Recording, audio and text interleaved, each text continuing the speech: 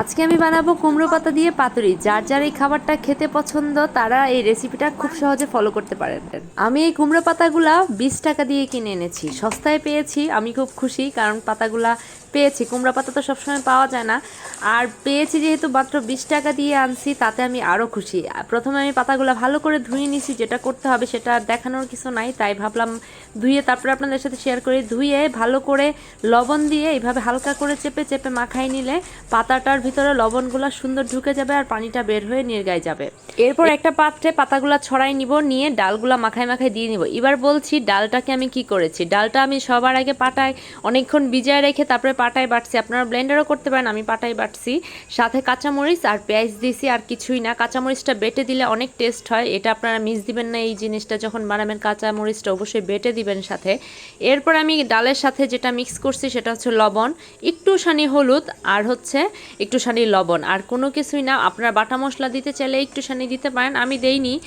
এরপরে এই যে এইভাবে ভাজ করে, আমি তো দেখাইলামই ভাজ করে কিভাবে আমি এটা মাখাই নিচ্ছি ডাল দিয়ে। আপনারাও এইভাবে মাখাই নেবেন, কারণ মেইন পার্ট হচ্ছে এটা যেভাবে মাখাই দিতে হয়। মাখানোটা যত সুন্দর হবে বড়াটা খেতে তত টেস্ট হবে, তাই প্রতিটা ভাসে ভাসে আমি এই ডালগুলা মাখাই নিচ্ছি। আপনারা ঠিক এইভাবেই মাখাই নেবেন, তাই আপনাদের সাথে কয়েকটা মাখাই একসাথে শেয়ার করলাম, যেন একটার পর একটা দেখেন আপনারা, আপনাদের বুঝতে সুবিধা হয়। আর যারা বানান তারা তো অবশ্যই ভালো করে বানান, আর আমি এই ফার্স্ট বানাচ্ছি, এর আগে কখনো বানাই নাই। আপনার সাথে শেয়ার করার কারণ হচ্ছে একটাই, যে আমার এত ভালো লাগছে, আমার বাচ্চারাও খাইছে। বাচ্চাটা ঝাল ছাড়া করছি আর আমাদেরটা ঝাল দিয়ে করছি, তাই ভাবলাম আপনাদের সাথে শেয়ার করে। এত টেস্টি খাবার আপনারাও খান।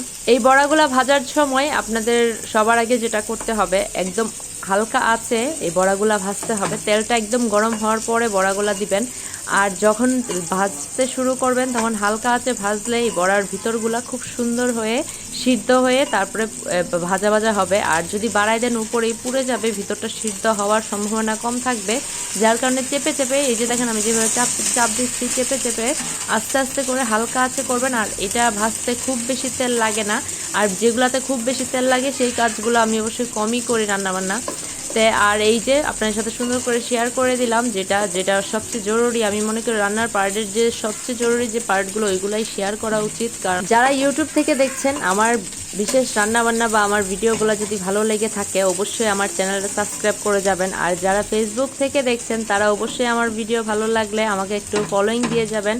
আর কত কিছুই তো শেয়ার করেন, লাইক করেন, কমেন্টস করেন। আমার ভিডিওটাতে কষ্ট করে একটু শেয়ার করে দিবেন, শেয়ার করলে তো আপনাদের কষ্ট হবে না। লাইক করবেন, কমেন্টস করবেন।